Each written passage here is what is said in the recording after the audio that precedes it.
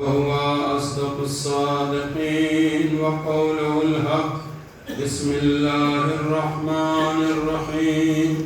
ومن يبتغي غير الإسلام دينا فلن يقبل منه وهو في الآخرة من الخاسرين. صلى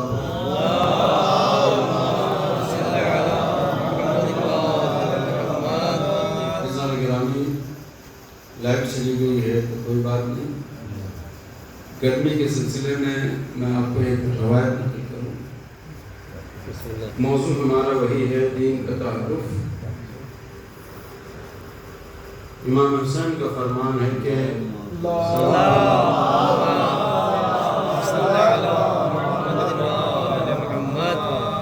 قتل الحسین حرارۃ فی قلب المومن لا تبرد ابدا. میں ابھی موضوع پہ آؤں گا. یہ جو لائٹ ہے لائٹ گئی ہوئی ہے، لہذا اس مناسبت سے میں آپ کو تھوڑا سا بتا دوں کہ قتل الحسین حرارت، قتل حسین مومن کے دل میں ایک ایسی حرارت ہے کہ لا تبرد ابدا، جو کبھی سرد ہونے والی نہیں. امام حسین علیہ السلام کا قتل جب آپ ذات واضح پڑھتے ہیں یا ثار اللہ و ابن ثارہ، اے اللہ کے خون، اللہ کے خون ہوتا ہے. یا ثار اللہ و ابن ثارہ، اے اللہ کے خون اور خون کے بیٹے.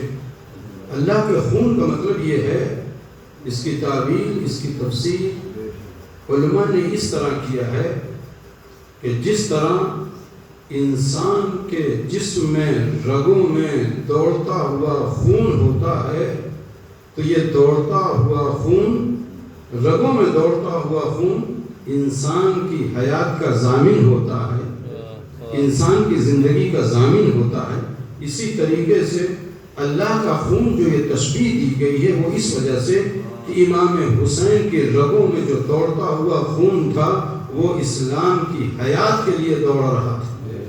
تو عزیزان گرامی، ہمارے دل میں تو ایک امام حسین کے قتل کی وہ حرارت ہے کہ جو سرد ہونے والی نہیں. تو یہ دنیا کی گرمی کیا ہے. اور ایک حدیث اور نقل کر دوں. جناب مریم نے فرمایا ہے، ایک صلوات پڑھیے محمد والی.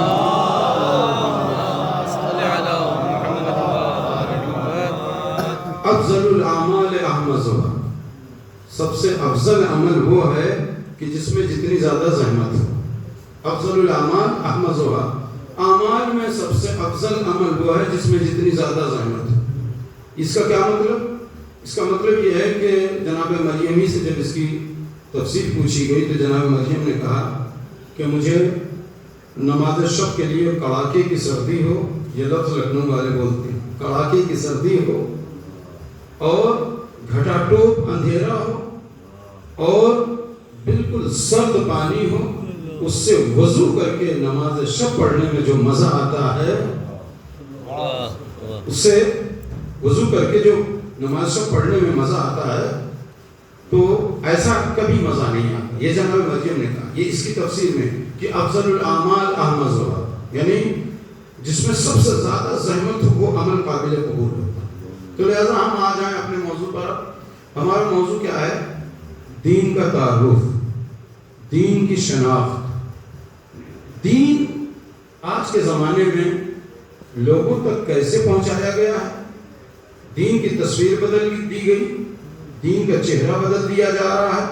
اور ہمارا جو سب سے بڑا دشمن ہے، ہم سمجھتے ہیں اسرائیل ہماری جان کا دشمن ہے. ہماری جان کا دشمن نہیں ہے، جان کے دشمن کے ساتھ ساتھ ہمارے ایمان کا دشمن. عزیزان گرامی، آج دشمن جو ہمارے خلاف کام کر رہا ہے وہ کیا کر رہا ہے معلوم؟ ہماری جان کی قیمت کم لگا رہا ہے، ہمارے ایمان کی قیمت زیادہ لگا رہا ہے.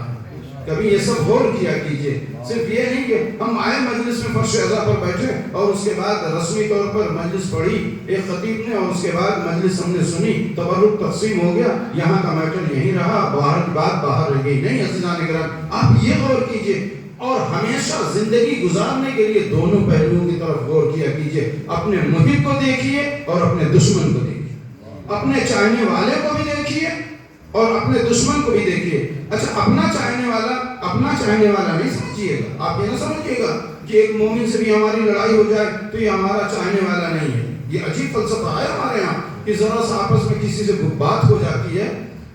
یہ بابو بھائی نے آج علم کا موضوع دیا ہے, انشاءاللہ علم پہ تھوڑی سی تبصرہ, تھوڑی سی گفتگو ہوگی. اچھا یہ نہیں, آپ یہ نہ سوچا کہ ایک جو آپس میں ہو گئی تو یہ دشمن ہو گیا. نہیں, جس کے اندر ایمان پایا جاتا ہے وہ ایک دوسرے کا دشمن نہیں ہوتا.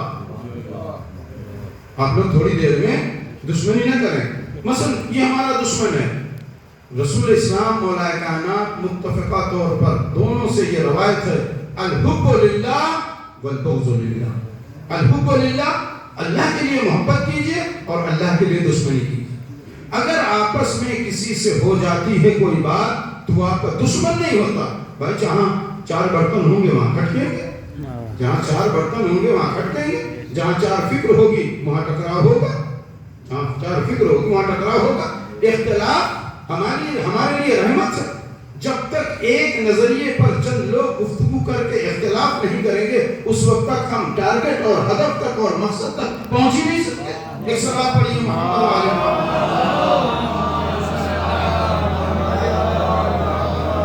اس وقت تک ہم ٹارگٹ تک, ہدف تک, مقصد تک پہنچ ہی نہیں سکتے جب تک اختلاف نہ ہو. لیکن یہ اختلاف کتنے دنوں کا ہونا چاہیے؟ یہ اختلاف ہم نے دیکھا ہے کہ بعض لوگ مسجد میں نماز پڑھتے ہیں, آپ یہاں کی مثال نہیں دے رہے ہیں, بعض لوگ مسجد میں نماز پڑھتے ہیں, بہت دیر تک نماز پڑھتے ہیں, لیکن اگر کسی سے اختلاف ہو گیا ہے, کسی سے فاصلہ ہو گیا ہے, کسی سے دوری ہو گئی ہے, شریعت کہتی ہے دیکھو 3 دن کے بعد یہ دوری نہیں رہنا چاہیے. شریعت کہتی ہے کہ 3 دن کے بعد یہ دوری نہیں رہنا چاہیے. 3 دن کے اندر آپ ایک دوسرے سے مل جائیے, 3 دن کے اندر آپ ایک دوسرے سے ہاتھ ملا لیجئے. لیکن ہمارے یہاں کیا ہے؟ ہمارے یہاں یہ ہوتا ہے اگر ہاتھ ملا لیں گے, اگر ہم پہلے چلے جائیں گے, اگر ہم پہلے بات کر لیں گے, اگر ہم ان سے سلام کر لیں گے تو ہم گر جائیں گے. شریعت کہتی ہے جو پہلے ملتا ہے وہ اوپر ہوتا ہے, جو بعد میں ملتا ہے وہ نیچے ہوتا ہے.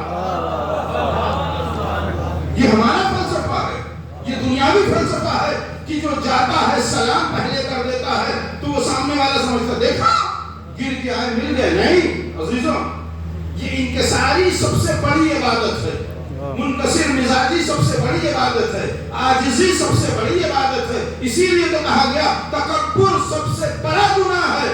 تکبر کے معنی ہی بڑپن ہے. تکبر سب سے بڑا گناہ ہے. اگر مخلوق خدا میں آپ اپنے آپ کو بزرگ, برتر, اعلیٰ اور بہتر سمجھتے ہیں تو اس کا مطلب سب سے بڑے گناہ کے آپ مرتکب ہو رہے ہیں. سب سے بڑے گناہ کے آپ مرتکب ہو رہے ہیں.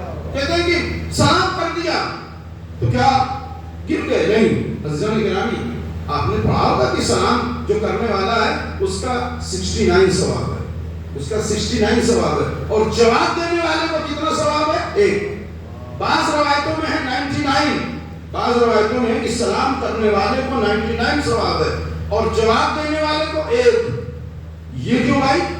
سلام کرنے والے کو زیادہ ثواب اور جواب دینے والے کو کم ثواب. عزیزو, ایک مستحب کام کو انجام دینے کا ہمیشہ ثواب زیادہ ہوتا ہے اور ایک ڈیوٹی کو انجام دینے کا ثواب کم ہوتا ہے. بالکل ویسے ہی جیسے خطبہ اور ذاکرین مثال دیتے ہیں کہ اگر کوئی ڈیوٹی آپ کر رہے ہیں تو اس کی مزدوری کم ملے گی, لیکن اگر اوور ٹائم کر رہے ہیں تو اس کی مزدوری زیادہ ملے گی. اسی طریقے سے شریعت میں ہے کہ اگر تم مستحب کام کرو گے تو ثواب اس کا زیادہ ملے گا. کیوں ثواب ملے گا؟ اس لیے کہ خدا نے ڈیوٹی نہیں کی ہے وہ, بلکہ اس کی خوشنودی کے لیے کام کرا. تو جو اپنے محبوب کی خوشنودی کے لیے کام کیا جاتا اس کی مزدوری زیادہ ملتی ہے. ایک صلاۃ پڑھیے محمد والے محمد.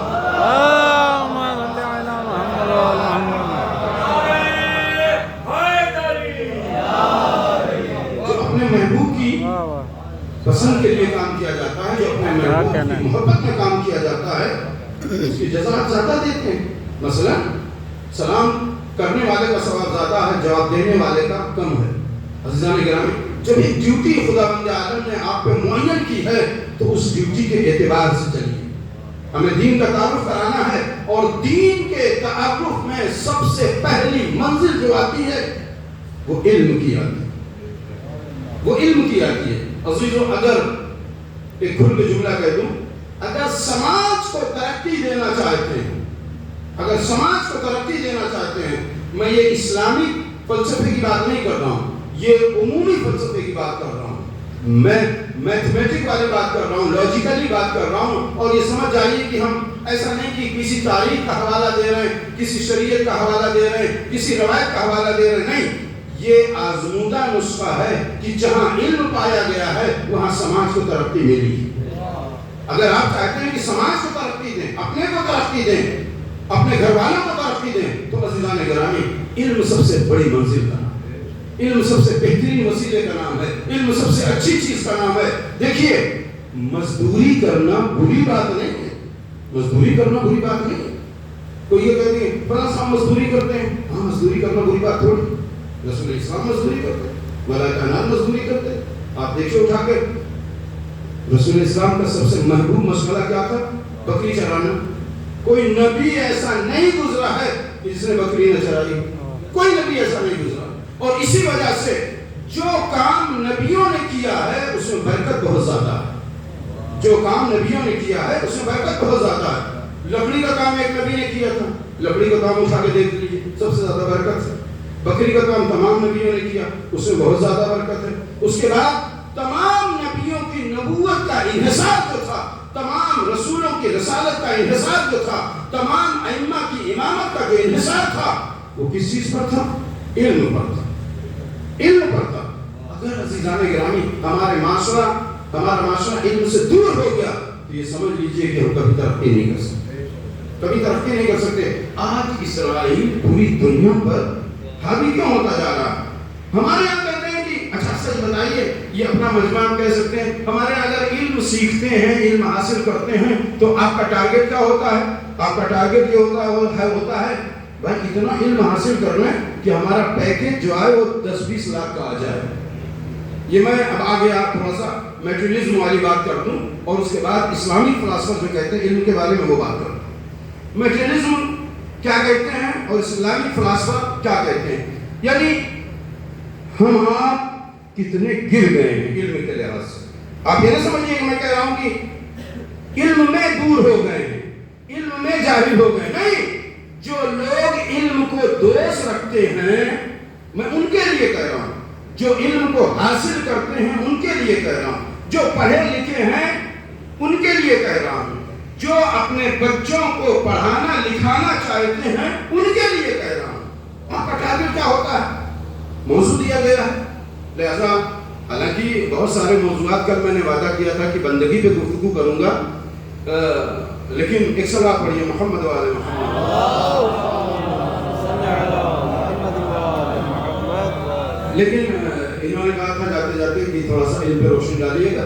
تو جو ہمارے یہاں علم کو دوست رکھتے ہیں، جو علم کو پسند کرتے ہیں، جو علم کو سرمایہ حیات سمجھتے ہیں، جو چاہتے ہیں کہ ہم پڑھے لکھے ہیں تو ہمارے بچے بھی پڑھ لکھ لیں، ان کا بھی تھنکنگ اسٹیٹس، ان کا بھی معیار فکر، یعنی میرے خیال سے ان کا بھی معیار فکر ہندوستان میں بہت لو گریڈ کا، بہت گرے ہوئے معیار کا۔ کیا؟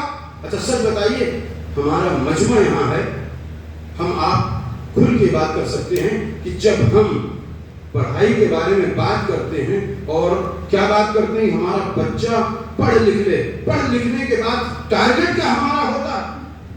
پڑھ لکھنے کے بعد ٹارگٹ کیا ہوتا ہے؟ ہدف کیا ہوتا ہے؟ منزل کیا ہوتی ہے؟ ارے ان کا لڑکا بہت سکسیس ہو گیا، ان کا لڑکا بہت کامیاب ہو گیا۔ کیوں کامیاب ہو گیا؟ 40 لاکھ کا پیکیج اس کا ہے۔ آپ کہاں سے معلوم ہوئے؟ دیکھیے یہاں ممبر سے گفتگو ہو رہی ہے، تو لہذا چھوٹے معیار پر، چھوٹے پیمانے پر گفتگو نہیں ہونی چاہیے۔ جیسے آپ نے کہا ارے ان کا بیٹا اتنا سکسیس ہو گیا، اتنا کامیاب ہو گیا کہ 40 لاکھ کا پیکیج اس کا ہے، 40 لاکھ کا پیکیج ہے، یعنی سال بھر میں 40 لاکھ، تو ماہانہ کتنا پڑا؟ 3 لاکھ 3.5۔ اب معاشرے میں، سماج میں اس کی بڑی ویلیو ہے۔ کیوں؟ معیار کیا آپ کا ٹھہرا؟ معیار آپ کا یہ ٹھہرا کہ ہمارے حصول علم کا ہدف اور ٹارگٹ کیا ہے؟ پیسہ ہے۔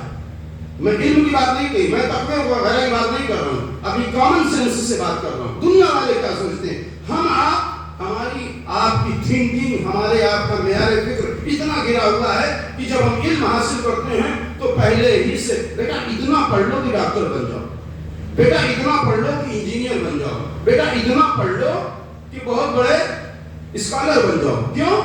تاکہ تمہاری تنخواہ کم سے کم ایک مہینے میں 3 لاکھ 4 لاکھ ہو. یہ کن لوگوں کا ہے؟ جو اپنے بچوں کو پڑھتے ہیں، جو علم دوست ہیں، جو علم کو پسند کرتے ہیں، جو پڑھانا چاہتے ہیں، جو پڑھے ہوئے ہیں. آپ سے اچھا تھنکنگ اسٹیٹس جو ہے کس کا ہے؟ یہودیوں کا. آپ سے اچھا تھنکنگ اسٹیٹس علم کے لحاظ سے، جبکہ آپ کے ہاں علمی معیار کیا ہونا چاہیے؟ علم کا ٹارگیٹ کیا ہونا چاہیے؟ حصول علم کا ٹارگیٹ کیا ہونا چاہیے؟ تحصیل علوم کا ٹارگیٹ کیا ہونا چاہیے؟ یعنی پوری دنیا ہمارے کنٹرول میں ہو جائے. آپ کا یہ ہونا چاہیے پوری دنیا نہیں بلکہ ہماری مرضی ایسی ہو جائے کہ خدا بندے سے خود پوچھے بتا تیری رضا کیا. ہمارے علم کا معیار یہ ہونا چاہیے کہ ہمارے علم کا معیار یہ ہونا چاہیے کہ خدا بندے سے خود پوچھے بتا تیری رضا کیا ہے. لیکن ہمارے علم کے معیار میں اور جو اس وقت صہیونی یعنی جو یہودی اور عیسائی ہیں ان کے علم کا معیار کیا ہے؟ اس کا مطلب ہے کہ ہمارا علم کا معیار کم ہے. کیوں؟ ہمارے علم کا معیار یہ ہے کہ ہمارا بچہ پڑھ لکھ لے، اس کی تنخواہ اتنی ہو جائے. یا بتائیے اگر اس کے آگے کوئی سوچتا ہو، یہودی کیا سوچتا ہے، عیسائی کیا سوچتا ہے؟ اپنے بچوں کو پڑھاتا لکھاتا ہے تو یہ نہیں سوچتا. ہم زیادہ سے زیادہ سوچیں گے کہ اتنی تنخواہ ہو جائے، اتنی تنخواہ ہو جائے، اور پورے سماج میں یہی کہا جائے گا کہ وہ سب سے کامیاب ہے، اس کی پیکج جو ہے اتنے کا ہے. لیکن یہودی عیسائی کیا سوچتے ہیں؟ نہیں، پیسے کی طرف انہیں نظر نہیں کرتے. وہ چاہتے ہیں اور کہتے ہیں بیٹا اتنا علم حاصل کر لو کہ پوری دنیا پر تمہارا ہولڈ ہو. سمجھے میں کیا کہنا چاہتا ہوں؟ نہیں سمجھ پایا نہ میں سمجھا پایا. وہ یہ نہیں کہتے کہ تم یہ کام کرو، اتنا علم حاصل کر لو کہ تمہارا سالانہ پیکج اتنا ہو جائے، تم اتنا کمانے لگو. ان کا یہ معیار نہیں ہے، ان کی فکر کا معیار یہ نہیں. ان کی فکر کا معیار یہ ہے کہ تم پڑھو تاکہ کچھ لوگوں پہ قبضہ کرو. وہ اعلیٰ ناجائز قبضہ نہیں، ہولڈ ہو. تم جب بولو تو وہ دب جائیں، تم اپنا علم جب اظہار کرو تو وہ نیچے آ جائیں، تم اپنے علم کا معیار جب ان کے سامنے پیش کرو تو وہ دب جائیں. یہ ایسی ٹیکنالوجی تمہارے ہاتھوں میں آ جائے کہ دوسرے لوگ تم سے دنیا میں پستہ نظر آئیں.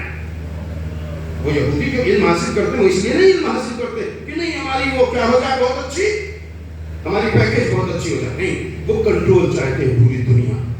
اور اگر سچ بتائیے، اگر ایران اس روایت پہ عمل کرتا جو ہمارے ہاں ذاکرین اور خطبہ صرف ایک حصہ پڑھتے ہیں، وہ کیا پڑھتے ہیں؟ تَعِشْ كَأَنَّكَ تَمُوتُ غَدًا. تم اس طریقے سے زندگی گزارو. ہر خطیب، ہر ذاکر، ہر سخنور، ہر مقرر یہ پڑھتا ہے بھائی اپنی زندگی ایسے گزارو کہ گویا تمہیں کل مر جانا. یہ کون سا فلسفہ ہے؟ دوسرا فلسفہ مولانا کامل کبھی تو پیش کیجیے. یہ تو تقوی کے لیے ہے. آپ سب کو متقی بنا رہے ہیں. کس نے کہا سب کو متقی بنا؟ سب کو متقی بنائیے، لیکن متقی کے ساتھ ساتھ اچھا ٹیکنالوجسٹ بنائیے، اچھا سیاست مدار بنائیے، اچھا فلسفی بنائیے، اچھا سائنسداں بنائیے، اچھا ڈاکٹر بنائیے، اچھا انجینئر بنائیے. تمام پہلو ہوں، لیکن تمام پہلو کے ساتھ ساتھ اسلامیات کی. تو عزیزان گرامی، وہ کیا چاہتے ہیں؟ ہمارے یہاں یہ کہا جاتا ہے کہ نہیں علم جو ہے یہی ہے، لیکن نہیں عزیزان گرامی، علم اس طریقے سے سیکھنا چاہیے کہ ہم اپنا قبضہ دکھا سکیں، ہم اپنا قبضہ دکھا سکیں، ہم اپنا ہولڈ بتا سکیں. جب تک علم اس منزل پر نہیں آتا اس وقت تک سمجھ لیجیے کہ یہ علم تمہارا ذاتی فائدے مند ہے، دوسروں کو فائدہ نہیں پہنچا سکتے. اگر آپ علم اس لیے سیکھتے ہیں کہ اس سے ہم کمائی کریں تو اس کا مطلب کیا ہے؟ اس کا مطلب یہ ہے کہ یہ علم جو سیکھ رہے ہیں وہ اپنے لیے سیکھ رہے ہیں. جب بھی علم اس چیز کو نہیں کہتے، علم اسے کہتے ہیں کہ خود بھی تم آرام اٹھاؤ، خود بھی اپنی زندگی اچھی بناؤ اور دوسروں کی بھی اچھی زندگی بناؤ. علم والے کو ہوتے ہیں، علم والے کو نہیں ہوتے کہ جو ذاتی طور پر فائدہ اٹھائے. اور ہمارے یہاں علم کا مطلب یہ ہوتا ہے کہ صرف ڈگری لے لیں. نہیں عزیزان کرام، کیا ڈگری آپ اپنی پیٹھ پر لگا کے چلیں گے اور پتہ چلے گے یہ انٹر پاس ہے، یہ بی اے پاس ہے؟ کیسے پتہ چلے گا کہ یہ شخص انٹر ہے، یہ شخص بی اے ہے؟ کیسے پتہ چلے گا؟ آپ کی ایکٹیویٹیز ایسی ہونی چاہیے، آپ کی ایکٹیویٹیز ایسی ہونی چاہیے کہ جس سے پتا چلے کہ یہ شخص کتنا پڑھا لکھا ہے۔ یہی وجہ ہوتی ہے کہ بعض لوگ کیا ہوتے ہیں، جاہل ہوتے ہیں، دیہات کے ہوتے ہیں، لیکن انہوں نے اپنے اندر اپنا ایسا نیچر سامنے والے کو پیش کرتے ہیں کہ جس سے پتا چلتا ہے کہ یہ بہت پڑھا لکھا، جس سے پتا چلتا ہے یہ بہت پڑھا لکھا۔ تو عزیزان گرامی، علم کے معنی کیا ہے؟ اب میں آ جاؤں علم کے معنی کیا ہے، لیکن پھر وہی ایک سوال پڑھیے محمد والے محمد۔ دین کا تعارف، چونکہ جو موضوع لے کے آیا ہوں، دین کسے کہتے ہیں؟ دین، تمہارا دین اتنا عظیم دین ہے، اتنا بلند و بالا دین ہے، اتنا باہدف دین ہے کہ صرف پوری دنیا میں، یہ میں چیلنج سے کہتا ہوں، کہیں بھی آواز جائے کوئی بھی سنے، پوری دنیا میں سب سے اچھا دین یہی ہے۔ خدا نے جو کہا ان الدین عند اللہ الاسلام، ہمارے نزدیک کیا دین ہے؟ اللہ کے نزدیک کیا ہے؟ دین اسلام ہے۔ یہ پسندیدہ جو ترجمہ کرتے ہیں یہ اپنی طرف سے کرتے ہیں، ورنہ ان الدین عند اللہ الاسلام، اللہ کے نزدیک اگر دین ہے تو کیا ہے؟ دین اسلام۔ یہ پسندیدہ لوگ خطبہ اپنی طرف سے کرتے ہیں، ورنہ اگر صحیح ترجمہ کیا جائے تو علماء بیٹھے ہوئے ہیں، ان الدین عند اللہ الاسلام، یقینی طور پر دین ہے اللہ کے نزدیک تو اسلام، اس کے علاوہ کوئی دین نہیں ہے۔ اب میں یہ کہہ رہا ہوں کہ ابھی تک میں نے دو دن، آج تیسرا دن ہے، 2 دن دین کا تعارف کرایا، اسلام کا تعارف کرایا، اور اس کے تعارف کی دوسری شکیں جو ہیں اس کو بھی سن لیجئے۔ صرف پوری دنیا میں آپ کا دین ایسا ہے کہ جس میں افراط اور تفریط نہیں ہے۔ یہ لفظ سب تو نہیں ہوگا، جس میں افراط اور تفریط نہیں ہے۔ افراط کا مطلب کیا ہے؟ افراط کا مطلب کیا ہے؟ افراط اور تفریط یعنی نہ زیادہ روی ہے نہ کم روی ہے، نہ ادھک ہے اور نہ کم ہے، نہ ادھکتم ہے اور نہ نیونتم ہے، نہ زیادہ ہے نہ کم ہے۔ اس کی مثال کیا ہے؟ اس کی مثال مثلا ایک شخص کے پاس قوت ہے، بحث وقت نہ ہو جائے چونکہ افراط اور تفریط کو طے کرنے کے بعد ہم آئیں گے کہ اسلام سکھاتا کیا ہے۔ افراط اور تفریط کے بیچ کا مسئلہ کیا ہے؟ افراط اور تفریط کے بیچ کا مسئلہ اعتدال ہے۔ زندگی یہ دین اسلام اعتدال سکھاتا ہے، نہ افراط کی منزل میں انسان کو لے جاتا ہے نہ تفریط کی منزل میں لے جاتا ہے۔ مثلا افراط اور تفریط اور اعتدال کی تعارف کے لیے اور اس کو سمجھانے کے لیے اپنے جوانوں کو، اپنے بچوں کے لیے ایک مثال دیتا ہوں۔ چونکہ ٹیچنگ کا یہ رول ہے کہ پہلے کسی کی میننگ بتائی جاتی ہے، اچھے ٹیچر کا یہ رول ہے، اور ٹیچنگ سسٹم یہ ہے کہ بچے کو جب کسی سبجیکٹ کو پڑھایا جائے تو پہلے اس کی میننگ بتائی جائے، میننگ کے بعد اس کی ڈیفینیشن بتائی جائے، میننگ کے بعد یعنی پہلے معنی بتایا جائے، اس کے بعد اس کی تعریف، اس کی پریبھاشا بتائی جائے، اس کے بعد کیا بتایا جائے۔ اب اس میں بھی بچے کو نہ سمجھ میں آئے تو کیا بتائے؟ ایگزامپل، مثال دے۔ یہ دین چیز ہے۔ تو عزیزان گرامی، افراط کیا ہے، تفریط کیا ہے، اس کی وضاحت کے لیے مثلا ایک شخص کے پاس بہت قوت ہے، ایک شخص کے پاس بہت قوت ہے، اگر وہ قوت کو افراط کی منزل میں استعمال کرتا ہے، بحث تھوڑی سی سخت ہو رہی ہے، اگر ایک انسان کے پاس بہت قوت ہے، بہت طاقت ہے، بہت پاور ہے، اگر انسان اپنے پاور کو، اپنے قوت کو، اپنی طاقت کو افراط کی منزل میں استعمال کرتا ہے تو اسے کہتے ہیں درندگی۔ کچھ ہمارا مجمع سمجھا؟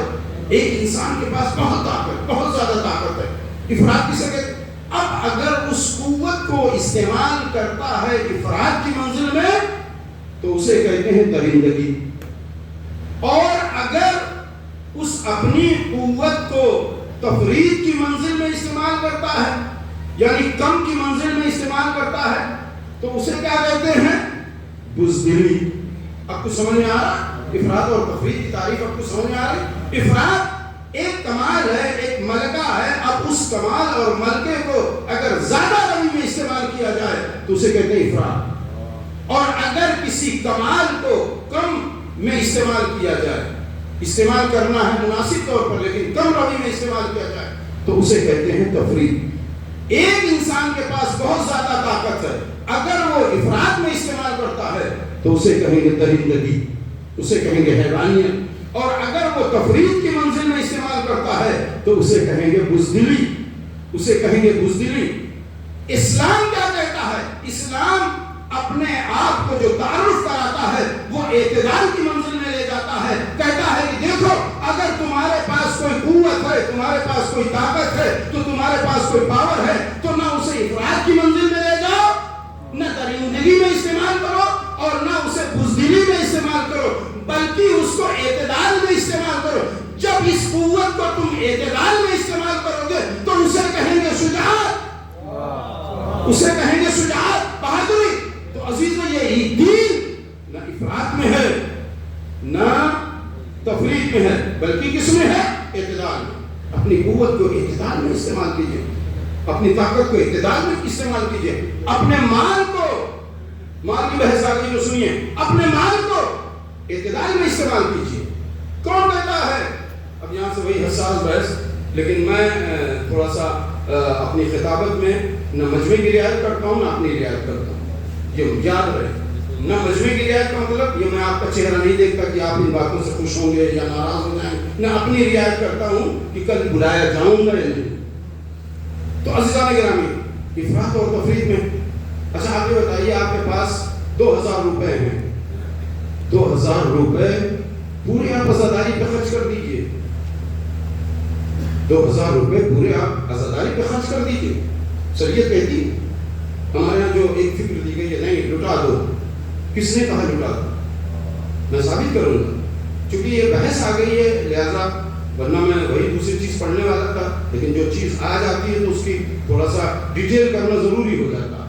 تو کہتے ہیں ایک انسان کے پاس پورا سرمایہ 2000 روپے ہے، تو کیا پورا 2000 کہتے ہیں کہ انہوں نے تو پورا عزاداری میں لٹا دیا۔ اچھا سچ بتائیے یہ پورا عزاداری میں مثال دے رہا ہوں، صدقے میں، خیرات میں، نیکی میں یا اور کسی چیز میں انہوں نے پورا سرمایہ لٹا دیا۔ کس نے کہا پورا سرمایہ لٹا دیا؟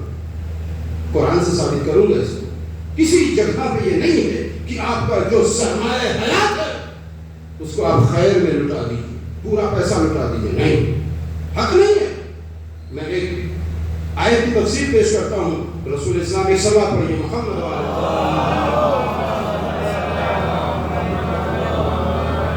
رسول اسلام بیٹھے ہوئے تھے مدینے میں، ایک عورت نے بھیجا اپنے بچے کو اور کہا کہ جا کے رسول اسلام سے کہہ دے تبرک کے طور پر اپنا پیراہن دے دے۔ چونکہ بحث آ گئی ہے لہذا ذہن میں آ رہی ہے تو آپ کو خدمت، آپ کی خدمت میں عرض کر دیں، ورنہ موضوع تو تشنا رہ گیا۔ کہا کہ جاؤ بیٹا رسول اسلام سے کہہ دو کہ اپنا پیراہن تبرک کے طور پر دے دو۔ رسول اسلام نے کہا کہ بیٹا جا کے کہہ دو کہ رسول کے پاس اس وقت کوئی پیراہن نہیں۔ آپ اٹھا کے دیکھیے اس آیت میں پڑھوں گا، خدا کرے یاد آ جائے، پوری یاد۔ تو رسول اسلام نے یہ کہا کہ جا کے کہہ دو پیراہن نہیں۔ اب اس بچے نے جا کے کہہ دیا، کہا جہاں میں بیٹھا ہوں وہاں میرے پاس پیراہن نہیں ہے۔ پیراہن کا مطلب سمجھ گئے؟ لباس۔ تھوڑی دیر بعد وہی بچہ پھر واپس آتا ہے اور کہتا ہے کہ ماں نے کہا ہے کہ جو پہنے ہو وہی دے دو، جو پہنے ہو وہی دے دو۔ رسول اسلام ہٹے ایک جگہ سے کونے میں اور پیراہن اتارا، اپنے اوپر کرتا اور جو بھی پہنے ہو انہوں نے اتارا اور اٹھا کے دے دیا۔ اب جب اٹھا کے دے دیا اب پھر گجرے میں گئے، گجرے میں بیٹھے جا کے بلال آئے، مسجد نبوی میں بلال نے اذان دی، بلال نے اذان دی، حی علی خیر العمل کی آواز گونجی۔ اب جو ہے دیکھا کہ رسول اسلام ابھی نہیں ہے، فوراً بلال آئے اور اس کے بعد کہا یا رسول اللہ نماز کا وقت۔ آپ اٹھا کے تفسیر دیکھیے، جبکہ یہ چیزیں پڑھی نہیں جاتی، کیا ہو سکتا ہے کہیں کسی مولوی نے پڑھا ہو، آپ لوگوں نے سنا۔ تو جب رسول اسلام نے کہا کہ میرے پاس ابھی لباس نہیں، اتنا کہنا ہی تھا کہ جناب جبرائیل ایک آیت لے کے نازل ہوئے اور ایک لباس لے کے نازل ہوئے۔ جناب جبرائیل ایک آیت لے کے نازل ہوئے اور ایک لباس لے کے نازل ہوئے۔ کیا فرمایا؟ لا تجعل یدک مغلولۃ الی عنقک، لا تجعل یدک مغلولۃ الی عنقک ولا تبسطها کل البسط فتقعد ملوما محسورا. یاد آ گئی پوری فتقعد ملوما محسورا. یہ آیت لے کے جناب جبرائیل آئے. اس کا مطلب کیا ہے؟ رسول اسلام سے کہا گیا کہ دیکھو نہ تم ایسا کرو کہ اپنے ہاتھ کو اپنی گردن سے باندھ دو. کیا مطلب؟ اپنے ہاتھ کو اپنی گردن سے باندھ دو یعنی بالکل انفاق مت کرو، نہ ایسا کرو.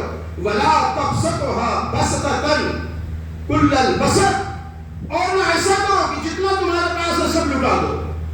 یہ قرآن کی دلیل دے رہا ہوں. ولا تبسطها کل البسط. اور نہ ایسا کرو کہ تم جو ہے جتنا ہے سب لٹا دو. فتقعد ملوما محسورا. ایسا نہ ہو کہ پچھتا کے بیٹھے رہو. کس نے کہا؟ خداوند عالم نے. ایسا نہ ہو کہ پتہ چلا کہ سارا سرمایہ ہم لٹا دیں. تو رسول اسلام کو منع کیا گیا. کیوں؟ تاکہ دیکھو تم کو جو سرمایہ دیا گیا ہے ایک حصہ انفاق کرو. اب ہم کہہ رہے ہیں آج ایران یہی کر رہا. ایک حصہ انفاق کرو، ایک حصہ اپنے بچوں پہ خرچ کرو، ایک حصہ بیلنس کرو. غور کیا آپ نے؟ ایک حصہ آپ خرچ کریں، انفاق کریں، انفاق کریں خدا کی راہ میں انفاق کریں، اور ایک حصہ اپنے اہل و عیال پہ خرچ کریں، اپنے بچوں پہ خرچ کریں، ایک حصہ بیلنس کریں. اگر ایران آج یہ نہ کرتا اور دوسرے والے حدیث کے دوسرے والے روایت کے دوسرے والے جملے پر عمل کرتا کہ کأنک تموت غدا، اس کأنک تموت غدا، ایسے زندگی گزارو جیسے تمہیں کل مر جانا ہے، تو کیا ایران آج اتنی ٹیکنالوجی میں آگے ہوتا؟ آج ایران میزائل بنائے ہوتا؟ آج ایسے ایسے ڈرون بنائے ہوتا؟ کیوں؟ اس نے سوچا نہیں دونوں جملے پر ہمیں عمل کرنا پڑے گا. مولا کائنات نے کہا ہے اس کأنک تعیش ابدا، ایسے زندگی گزارو گویا اس دنیا میں تمہیں ہمیشہ رہنا ہے. ایک جملہ یہ بھی ہے اس کما تعیش ابدا، ایسے زندگی گزارو کہ اس دنیا میں تمہیں ہمیشہ رہنا ہے. تو جب اپنے فیوچر کو سپیئر کرنا چاہو، جب اپنے فیوچر کو محفوظ کرنا چاہو، جب ترقی کرنا چاہو اور جب آگے بڑھنا چاہو تو پہلے والے جملے پہ عمل کرو کہ ہمیں اس دنیا میں ایسے رہنا ہے کہ گویا ہمیشہ رہنا ہے. اور جب خدا کی بارگاہ میں جاؤ تو ایسا تقویٰ اختیار کرو کہ تمہیں کل مر جانا ہے. ایک صلوات پڑھیے محمد علیہ محمد.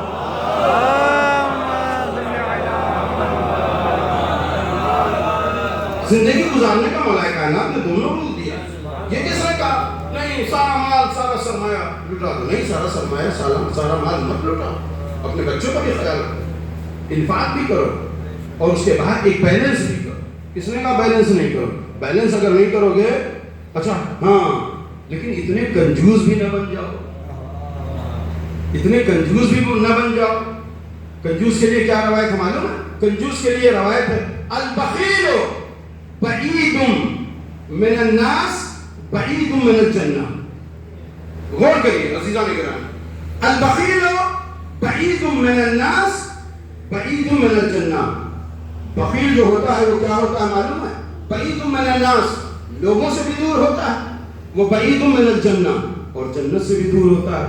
اچھا تو کبھی یہ سوچا کہ وہ کس سے قریب ہوتا ہے؟ کس سے قریب ہوتا ہے؟ کہتے ہیں کہ البخیل قریب من النار. بخیل جو ہوتا ہے وہ کس سے قریب ہوتا ہے؟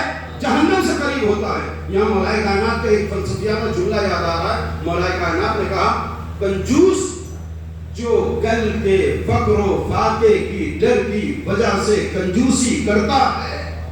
یہ جملہ آپ لوگوں نے پڑھا ہوگا، اور اگر نہیں پڑھا ہے تو آپ سن لیجیے. کنجوس، اچھا کنجوس کنجوسی کیوں کرتا ہے؟ کنجوس کنجوسی کیوں کرتا ہے؟ کنجوس کنجوسی اس لیے کرتا ہے کہ تاکہ کل ہم فقیر نہ ہو جائیں، تاکہ کل ہم غریب نہ ہو جائیں. کنجوس اسی لیے کنجوسی کرتا ہے. مولا کائنات نے عجیب جملہ کہا ہے جو بلاغہ میں کلمات کے ساتھ میں اٹھا کر دیکھیے. مولا کائنات نے کہا کنجوس جو کل کے فقیری اور غریبی کے ڈر کی وجہ سے کنجوسی کرتا ہے، وہ کل فقیر نہ ہونے پائے، کل غریب نہ ہونے پائے، کل کے بجائے کنجوسی کر کے وہ آج ہی فقیر اور غریب ہو جاتا ہے. کتنا بڑا جملہ کا، یعنی وہ اپنی زندگی کو ایسے گزارتا ہے کہ کل کے بجائے اس کے ہاں فقر و فاقہ آج ہی دکھائی پڑتا. اور قرآن مجید کیا کہتا؟ وَأَمَّا بِنِعْمَتِ رَبِّكَ فَحَدِّثْ. جو نعمت تم تک پہنچے اس کا اظہار کرو. اب میں تھوڑا سا خانوادے کے بارے میں گفتگو کر دوں. اگر آپ کے پاس پیسہ ہے نا تو آپ اپنے بچوں کو 25 روپے والا میٹر والا کپڑا نہ پہنائیں. آپ کو خداوند عالم نے جتنا پیسہ دیا ہے نا اس معیار سے زندگی گزارے. یہ نہیں کہ سارا پیسہ بچا لے 25 روپے والا کپڑا پہنا دے. نہیں, بڑھیا کھانا کھلائے, بڑھیا کپڑا پہنائیے. من یتوکل علی اللہ فہو حسبہ, جو خدا پر بھروسہ کرتا ہے خداوند عالم اس کے لیے کافی ہے.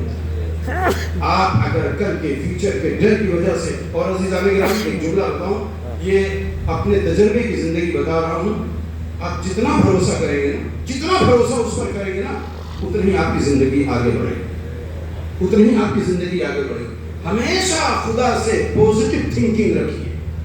یہ جو منفی تھنکنگ رکھتے ہیں نا, نگیٹو تھنکنگ رکھتے ہیں نا, وہ کبھی سکسیس نہیں ہوتے, کبھی کامیاب. جو ڈرا کرتے ہیں نا بھائی یہ کریں گے کہیں ایسا نہ ہو جائے, ویسا ہو جاتا. سائیکولوجیکل اعتبار سے آپ اپنے زندگی میں امور زندگی پر غور کیجیے اور دیکھیے, جو خدا کے بارے میں حسن ظن کرتا ہے نا اس کی زندگی بہت اچھی ہوتی, اور جو خدا کے بارے میں نگیٹو تھنکنگ کرتا ہے اس کی زندگی اچھی نہیں ہوتی. آپ اٹھا کے دیکھیے, روایتوں میں اٹھا کے دیکھیے, آیتوں میں اٹھا کے دیکھیے. اگر انسان ایک اچھی تھنکنگ کرتا ہے خدا کے بارے میں, ایک سوال پڑھیے, تھوڑا سا پڑھ دوں.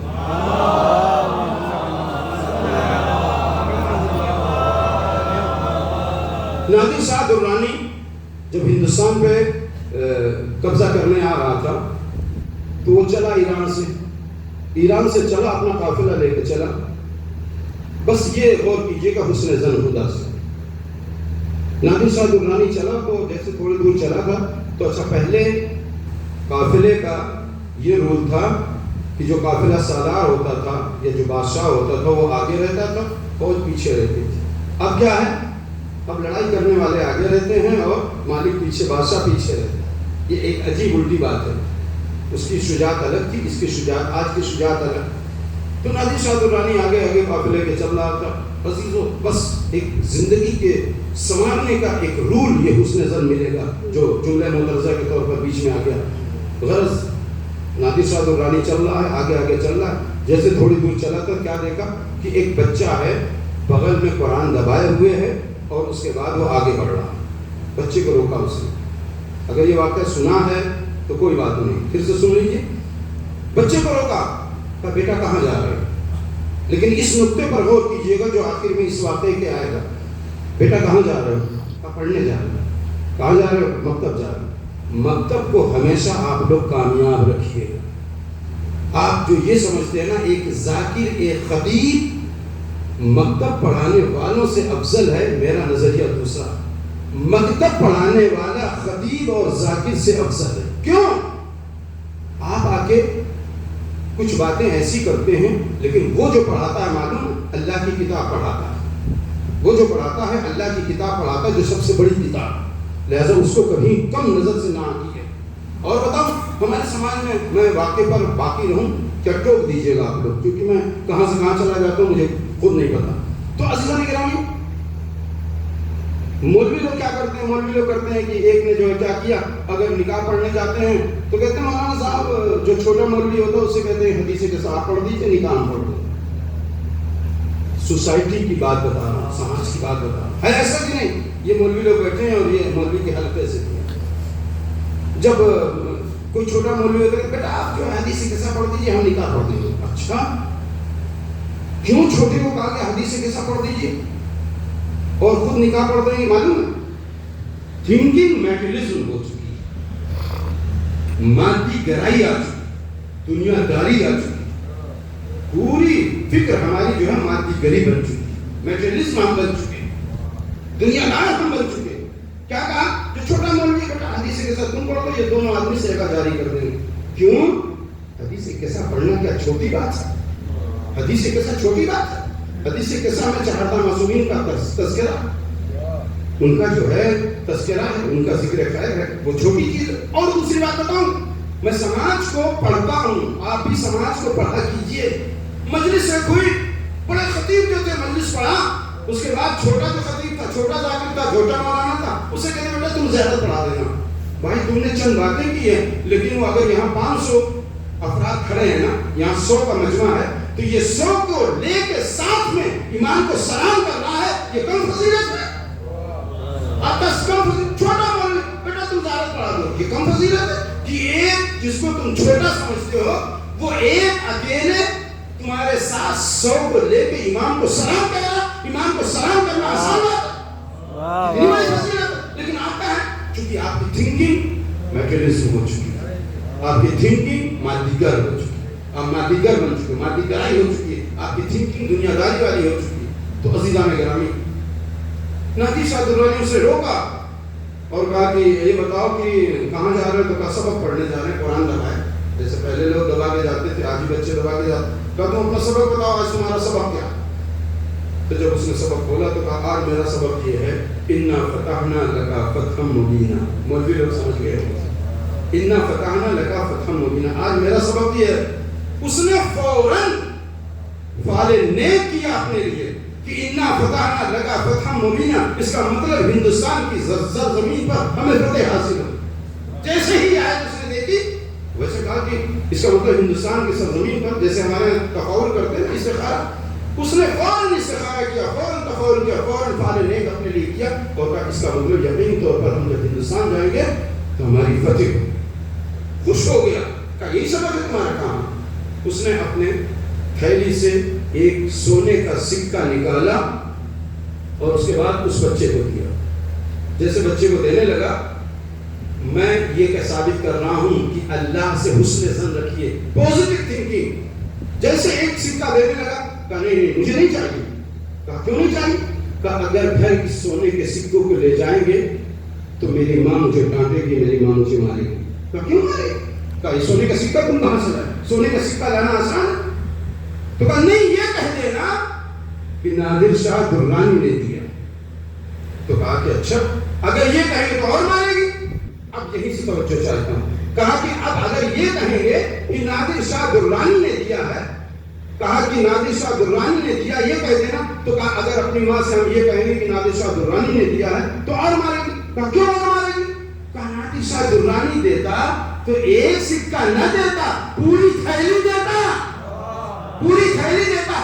یہ سن کے نادر شاہ درانی نے اپنے خزانہ دار کو بلایا اور کہا اسے پوری تھیلی دو، پوری تھیلی دی۔ تو عزیزان گرامی، جب ایک بچہ ایک عام آدمی سے اتنا حسن ظن رکھ کے اتنا وصول کر سکتا ہے، تو اگر آپ خدا سے حسن ظن رکھ کے جو قادر مطلق ہے تو اپنی زندگی میں کتنی چیزیں وصول کر سکتے ہیں۔ ایک صلاۃ پڑھیے محمد والے محمد۔